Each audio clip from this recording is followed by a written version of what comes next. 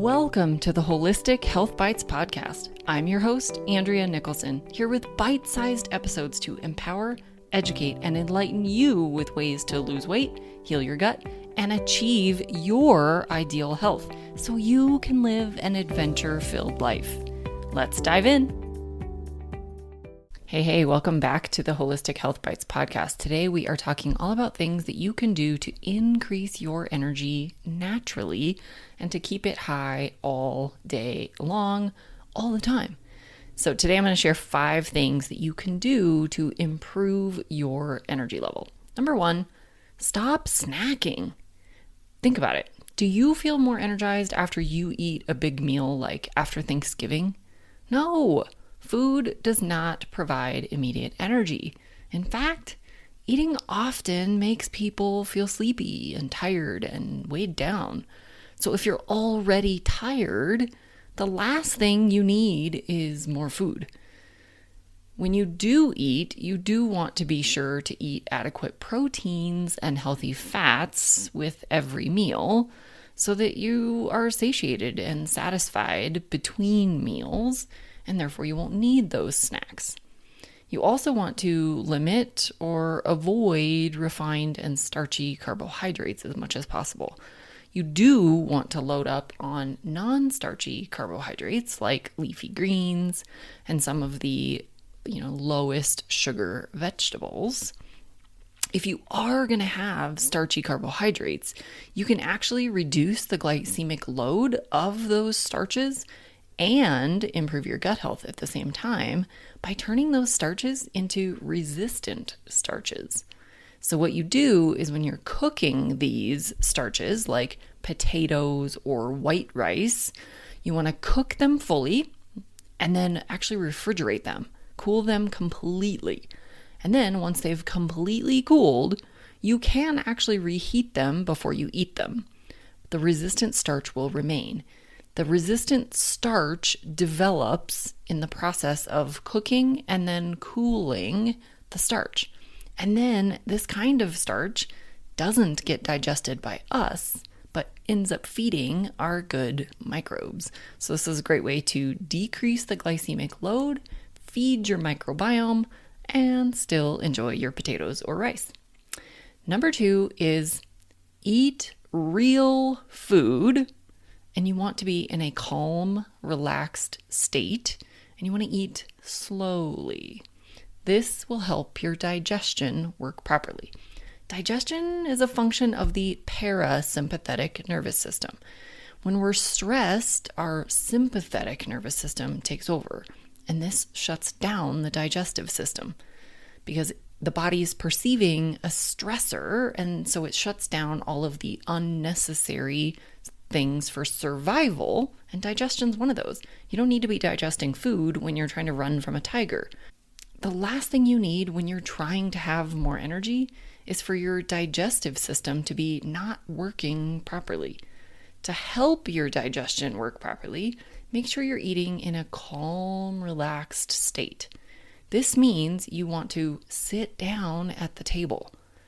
Don't have distractions like the television, your cell phone, or work happening while you're eating. And you want to eat slowly, savoring your food. Actually pay attention to what you're putting in your mouth. Pay attention to the flavors and the textures and how it makes you feel while you're eating. Chew each bite thoroughly. This will allow your body to properly break down the nutrients in your food so that you can absorb them and use them. While you're preparing your food, your digestive system is already gearing up. The smells, the sights, touching your food, and even thinking about your food triggers the release of enzymes and hormones associated with digestion. So before you even take your first bite, take a moment to breathe. A few slow inhales and exhales can really help you to get in the right state for proper digestion and nutrient absorption. Number 3, avoid excessive amounts of caffeine, sugar, and other mood-altering substances. Caffeine, sugar, and these other substances will make you think they're giving you more energy. But They might make you more awake and alert for a moment, but these substances will ultimately lead to big crashes later on that will just leave you feeling even more tired and more depleted than you were before. These crashes can also cause you to have increases in your appetite. They can cause reduced inhibitions or willpower, and ultimately all of this means you're going to reach for worse food choices. If you're looking for sustainable energy, you want to focus on eating real whole foods. These foods will give you the nutrients that you need to maintain energy levels throughout the day. Now, you also don't want to overeat or eat too frequently, as we discussed in the first point, or your energy will end up getting zapped. Eating less often and choosing whole, real food can help manage your blood sugars as well. When your blood sugars are properly managed by not having these huge spikes and crashes, your body can more easily tap into the stored fuels in between meals. This is where sustained energy comes from. However, when your blood sugars are elevated, insulin is being released. Insulin blocks the body's ability to use stored fuels, and it actually turns up storing fuels. So this not only prevents you from being able to use the fuels in the moment, which is contributing to why you feel tired and fatigued and have low energy, but it's also contributing to weight gain and increased appetite. This is one of the major reasons why we all need to pay attention to blood sugar management. Number 4, go for a walk or do some sort of physical activity. Get your blood pumping. This tip might seem counterintuitive. You're going to burn energy to generate energy? Yeah, this is a powerful tip because movement and activity releases stored fuel. Glucose mostly, although some fatty acids and ketones can also be released depending on your insulin levels. When these fuels are available, they can be used for energy. Just a little bit of activity can make a big difference in terms of your energy levels. Plus, physical activity has so many other benefits. It can help improve your mood, reduce your stress load, promote better sleep, which is also important for managing energy levels. Even just a few minutes of physical activity can really boost your energy levels. So go for a walk, turn on some music and dance, take a trip up some stairs, do some push-ups or squats. Any physical activity works. And number 5, increase your electrolytes. No, I'm not talking about Gatorade or other sports drinks, but with quality minerals, salt, or electrolyte products. We lose electrolytes through all of our elimination pathways: sweat, urine, stool, breath, even tears. Anywhere water goes, minerals go too. Without adequate minerals, we can't make energy. We also can't properly hydrate without added electrolytes because they help regulate fluid balance in the body. So you need minerals with your water, and you need minerals every time you're losing water. They go hand in hand. One side note, you may not realize that when you cut back on carbohydrates, you also run a greater risk of mineral imbalances. Why is that? Because carbohydrates are hydrated carbon, hence the name. They cause you to retain a lot of water. So when you cut the carb intake, you quickly lose that retained water. And minerals go with water, so they can easily become depleted.